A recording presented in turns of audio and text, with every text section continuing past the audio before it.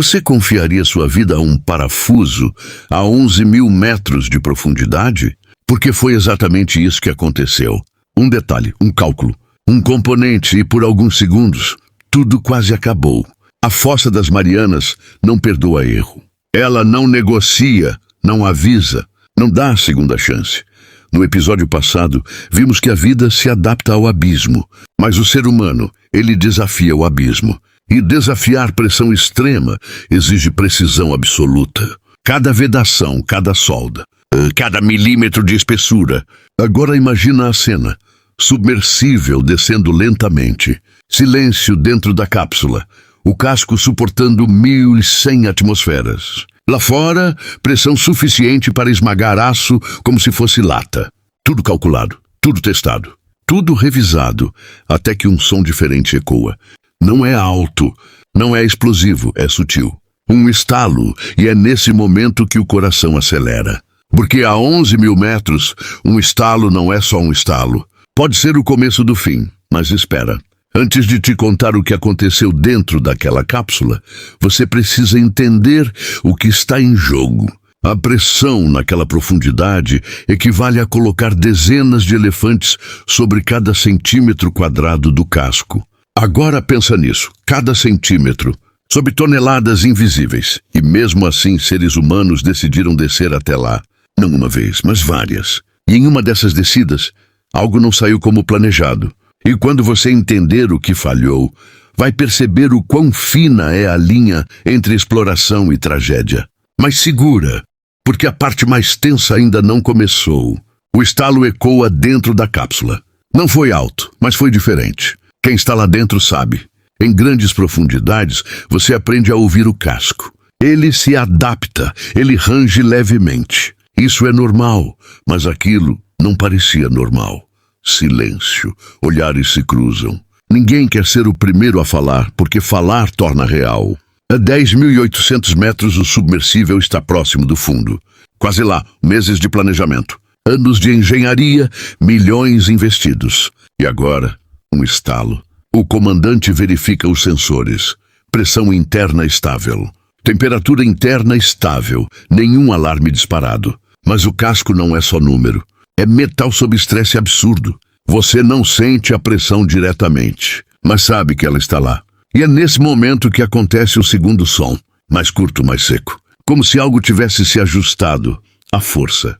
E agora não é mais imaginação. Existe tensão real dentro da cabine. Porque ali embaixo, falha não é gradual, é instantânea. Implosão não dá tempo para reação. Não dá tempo para arrependimento. Não dá tempo para pedir ajuda. É fração de segundo. Mas o que poderia causar aquele som? Microfratura, dilatação, acomodação estrutural ou algo pior? Agora presta atenção nisso. Submersíveis de profundidade extrema são projetados com formatos esféricos, porque a esfera distribui pressão de forma uniforme. Mas mesmo assim, não existe estrutura indestrutível. Existe apenas margem de segurança. E naquela descida, a margem estava sendo testada. Mas o que ninguém esperava era que o problema não estivesse onde todos estavam olhando. E quando descobriram a origem do estalo, o frio na cabine ficou mais intenso que o oceano lá fora. Mais segura, porque o verdadeiro risco ainda não tinha se revelado completamente. E o fundo estava a poucos metros. Sensores indicam proximidade do leito oceânico. A missão era simples no papel: descer, coletar dados. Testar um novo sistema estrutural sob pressão extrema. Subir, mas o oceano não lê planos. O terceiro som acontece, mais forte. Agora não é apenas um estalo. É um ruído metálico prolongado, como se algo estivesse sendo comprimido além do previsto. E é aí que a realidade bate. Se houver uma microfissura, ela não vai aumentar devagar, ela vai ceder. E quando ceder, a água não entra como em filme. Ela entra como um projétil. A velocidade de implosão em grandes profundidades é praticamente instantânea. O comandante olha para o painel. Um dos sensores externos apresenta leitura irregular. Não é pressão interna. É um dos medidores da carcaça externa, oscilando. Milímetros, mas oscilando. E milímetro, ali embaixo, É a diferença entre integridade e colapso.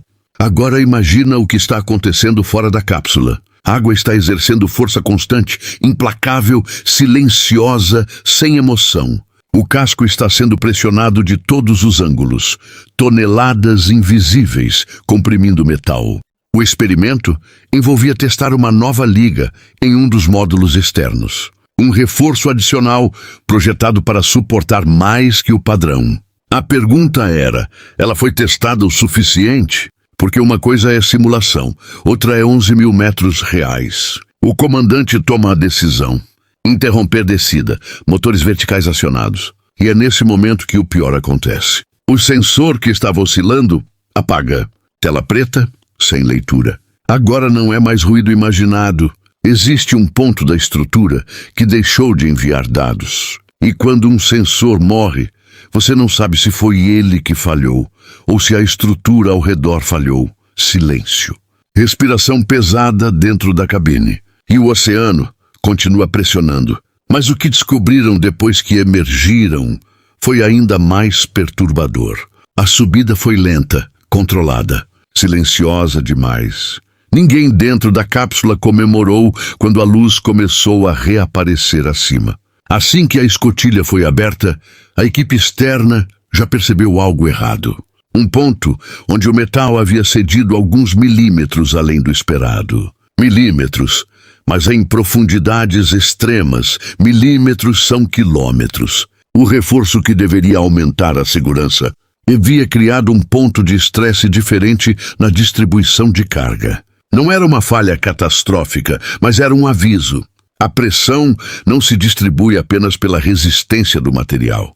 Ela encontra o caminho mais vulnerável.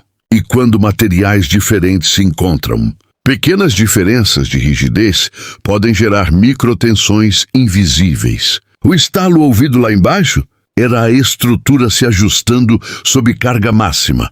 O sensor que apagou foi esmagado externamente por uma compressão acima da tolerância prevista.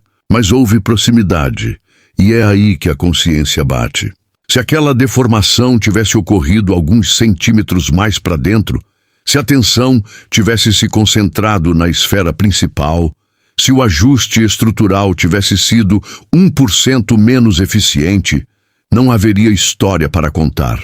O experimento quase deu errado, e o mais assustador, a engenharia não falhou completamente. Os testes estavam corretos, as simulações eram precisas. Mas a fossa não é laboratório. Ela é realidade, e realidade tem variáveis invisíveis. Microimperfeições, variações microscópicas na composição do material, pequenas diferenças térmicas, e sob 1.100 atmosferas, o microscópico vira decisivo. Mas o que realmente mudou depois desse mergulho não foi o metal, foi a mentalidade. Depois que analisaram o submersível em detalhes, a conclusão foi clara. Não foi sorte. Foi margem mínima. A estrutura principal resistiu porque foi projetada com fator de segurança extremo. Mas o módulo experimental alterou o comportamento estrutural sob compressão real. Isso muda tudo, porque na superfície, em laboratório, tudo parece previsível. Mas a 11 mil metros, o material não responde, ele reage. E reagir sob pressão extrema é diferente de simular pressão extrema. Os engenheiros começaram a refazer cálculos, modelos 3D, simulações de carga, análise de microtensão e encontraram algo desconfortável. A nova liga era mais resistente isoladamente, mas quando acoplada à estrutura original, criava um ponto de rigidez diferente. E onde existe diferença de rigidez, existe concentração de tensão. É como apertar uma bola com um ponto mais duro que o resto. A força não se distribui de forma uniforme, mas agora vem a parte mais intensa. Imagina estar dentro daquela cápsula, sem saber de nada disso, sem acesso a cálculos, sem gráficos. Apenas um estalo, um sensor apagando, e 11 quilômetros de água acima da sua cabeça. O cérebro humano começa a trabalhar de frente sob risco invisível. Você não vê o perigo. E isso é pior, porque não há referência visual. Não há fumaça. Não há rachadura visível, só silêncio. Pressão e espera. como se a estrutura estivesse respirando sob esforço. E essa imagem nunca saiu da cabeça dele, porque naquele momento a cápsula não era máquina, era a única barreira entre vida e aniquilação instantânea. E quando o sensor apagou, o tempo desacelerou. É estranho como o cérebro faz isso. Segundos parecem minutos. Cada ruído vira ameaça. Cada vibração vira sentença. Mas agora pensa em algo ainda maior. Se isso aconteceu em um submersível altamente projetado, o que acontece quando empresas privadas começam a acelerar exploração profunda? Quando pressão comercial encontra pressão oceânica? Quando a ambição tenta correr mais rápido que o teste? A fossa não liga para currículo, não liga para orçamento, não liga para confiança.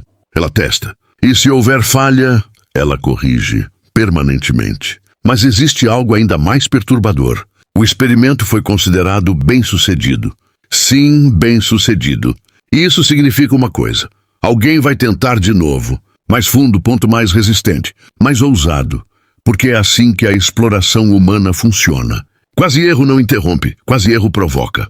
E no próximo episódio, vamos falar do homem que decidiu descer sozinho. Sem equipe, sem redundância emocional, sem margem psicológica. Porque uma coisa é enfrentar o abismo em grupo, outra é encarar ele, sozinho. E quando você ouvir o que ele viu lá embaixo, vai entender que o silêncio da fossa não é vazio, ele observa.